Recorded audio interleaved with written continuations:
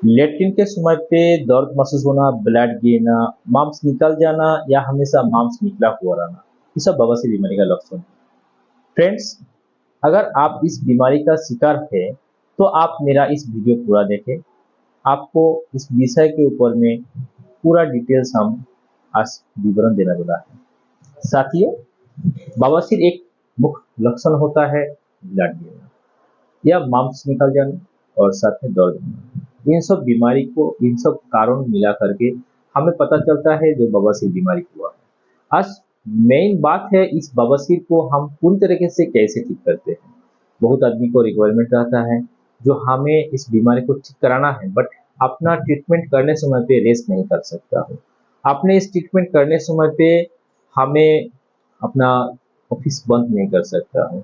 तो मैं आज आपको इस विषय में डिटेल्स में बता देंगे। देखिए, काफी दिन तक घरों उपाय से इस बीमारी को सुधारने का हम प्रयास करते हैं, लेकिन फिर भी हमारा इस प्रॉब्लम प्रॉपरली ठीक नहीं होता है। उस दौरान हम सोचते हैं हमको सर्जरी करवाना है और हमें किसी भी एक क्लिनिकल या हॉस्पिटल में जाकर के इस विषय में काफी हद तक चेकअप करके और डिटेल्स इसको ट्रीटमेंट हम करवा लेते हैं। साथियों, हमारा क्लिनिक में इस पाइल्स के ऊपर में एक्सक्लूसिवली एक आयुर्वेदिक मेडिसिन के माध्यम से 1 से 1.5 महीने के भीतर में पूरी तरीके से आपको इस बीमारी को ठीक किया जाता है। साथों साथ में एक बात आप और बड़ा बताना चाहेंगे, हमारा क्लिनिक में रबर बाइंडिंग के माध्यम से इस बवासीर बीमारी को ठीक किया जाता है, जो कि एक बहुत ही कम समय के भीतर में आपको बवासीर गिर जाता है और जो भी घाव होता है बहुत मामूली सा घाव होता है। काहे कि रबर बाइंडिंग दैट मीन्स आपको जो पाइल्स होता है, जो पॉलिश बढ़ता है, इस पॉलिश के ऊपर में एक मशीन का जरिया एक कैप पहनाया जाता है। बस जहाँ पे जोड़ा हुआ है उतना से आपको बवासीर गिर जाता है और 15 से 20 दिन के भीतर में आप इस बीमारी से पूरी तरीके से रिलीफ हो जाते हैं। अगर किसी पेशेंट को काफी हद तक ब्लीडिंग होता है, तो हमारा ट्रीटमेंट प्रक्रिया चाहे मेडिसिन के माध्यम से जाए, चाहे आप रबर बाइंडिंग के माध्यम से जाए, 2 से 3 दिन के भीतर में ब्लीडिंग बंद हो जाता है। अगर मांस बाहर निकला हुआ है तो वो भी आपको 1 हफ्ता के भीतर में पूरा क्लियर हो जाता है। अपना ट्रीटमेंट चलने समय पे थोड़ा मोड़ा घर का काम हो, ऑफिस का काम हो, ये आप कंटिन्यू रख सकते हैं। इसके लिए आपको कोई नाकाबंदी की आवश्यकता नहीं है जो आपको क्लिनिक में भर्ती होना होगा या आपको घर पे बेड रेस्ट की आवश्यकता हो, कोई जरूरी नहीं है। अपना ट्रीटमेंट चलने साथों साथ अपना रोजाना का जो काम है ये आप भी कर सकते हैं। आपको ज़्यादा तकलीफ नहीं फेस करना होगा।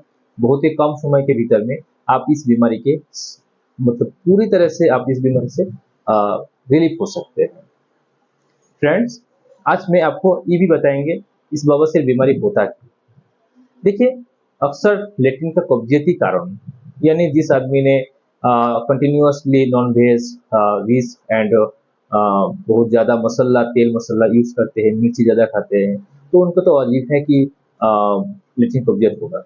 और कंटिन्यूअसली लेट्रिन कब्जियत रहते रहते इस बवासीर बीमारी का स्टार्टिंग हो जाता है। और साथ में अगर कोनो व्यक्ति अ, अधिक से अधिक समय तक बैठने वाला काम करते हैं, ऑफिशियल काम करते हैं, तो उनको काफ़ी देर तक एक जगह में एक साइड से बैठना पड़ता है और जिस वजह से एक मलदर के ऊपर में बहुत ज़्यादा प्रेशर पड़ा हुआ रहता है। ये भी बवासीर बीमारी होने का एक मुख्य कारण होता है। अक्सर लेडीज लोगों को साथ में एक चीज़ दिखने पड़ता है, जो कि प्रेगनेंसी के दौरान उनका वेटनेस बढ़ जाता है और उसी समय पे बवासीर बीमारी का एक शुरुआत हो जाता है। नॉर्मली जेंट्स लोगों को साथ में भी एक ही प्रॉब्लम रहता है, अधिक कम समय के भीतर में हेल्दी हो जाना, यानी वेट बढ़ जाना इस बवासीर बीमारी का एक दूसरा कारण होता है। अगर मैं इस बीमारी होने का कारण जान लिया है, तो इस बीमारी से हम थोड़ा सा रिलीफ कैसे अपने को दिला सकते हैं, कैसे हम इस बीमारी को घरों ट्रीटमेंट में काफ़ी हद तक अपने को रिलीफ दिला सकते हैं, इस विषय में भी आज हम चर्चा करेंगे।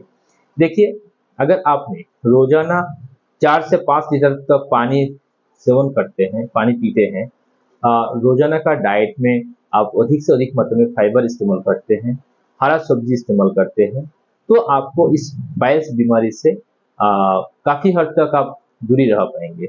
इस बीमारी से आपको, इस पीड़ा से आपको बच पाएंगे। आज फ्रेंड, मैं सिर्फ पाइल्स नहीं, पाइल्स के साथों साथ फिस्टुला बीमारी यानी भौकंदर जिसको कहते हैं, बहुत आदमी को ये पता नहीं है भौकंदर बीमारी होता क्या है। अब से भौकुंदर बीमारी एक बहुत ही ज़्यादा कॉम्प्लिकेटेड बीमारी होता है, जो कि हमें बिना बताए हुए हमारा बहुत नुकसान पहुंचा देता है। मैं आपको ये बात बताना चाहता हूँ, भौकुंदर एक छोटा सा फुंसी जैसा हमारा मलदर के बाहर में, किसी को 1 इंच हट के, किसी को उससे ज्यादा हट के, किसी को मलदर के एकदम किनारा पे एक छोटा सा एक छेद हो जाता है, एक फुंसी हो जाता है। 6 महीना, 5 महीना, 3 महीना बाद में फुंसी पक जाता है और उसमें से पिप बहा जाता है, फिर अपना आप वो ठीक हो जाता है। आज मैं आपको इस विषय में डिटेल्स बता देता हूँ। देखिए, ये जो छोटा सा एक फुंसी होता है, ये तो हमारा बाद में निकला हुआ है। इसका शुरुआत कहीं ना कहीं मलदर के भीतर में से ही हुआ है। तो इस मलदर के भीतर में जो छेद हुआ था, जो फुंसी हुआ था, इस फुंसी धीरे धीरे वो अपना छेद को बढ़ाते हुए मलदर के बाहर में आकर के निकाल दिया हुआ है। यही हो गया भौकुंदर। एक बात याद रखना है, भौकुंदर है तो हमारा बाहर में मुंह है, तो उसका भीतर में भी एक मुंह जरूर निकला हुआ है, भीतर में भी एक फुंसी निकला हुआ है। मैं आपको साधारण भाषा में बता रहा हूँ। तो ये जो नास बना हुआ, जो नाली बना हुआ है, इसी नाली को हम भौकुंदर का नाम देता हूँ। और इस भौकुंदर से हम लोग बहुत ज्यादा पेशेंट जाते हैं। कई बार तो ऐसा पेशेंट भी हम देखे हुआ है हमारा क्लिनिक में, जो 3 बार 4 बार भी ऑपरेशन करवा चुके हैं, बहुत जगह में इलाज करवाया हुआ है, बट फिर भी दोबारा उससे ज्यादा डेंजर पोजीशन हो गया है। शुरुआत में एगो फिस्टोला का सुराख दिखाई देता था, एगो मुंह दिखाई देता था, अब दिखता है कि 3 गो 4 गो मुंह हो गया हुआ है। तो साथियों, इन सब बीमारी से अगर हमें सदा के लिए ठीक मतलब सुस्त रहना होगा, तो इसका प्रॉपर ट्रीटमेंट हमको लेने का आवश्यकता है। जैसे कि आ, कई जगह पे होता है साफ सुथरा के माध्यम से, सर्जरी से, लेजर सर्जरी, तो सब ठीक ठाक है अपने जगह पे।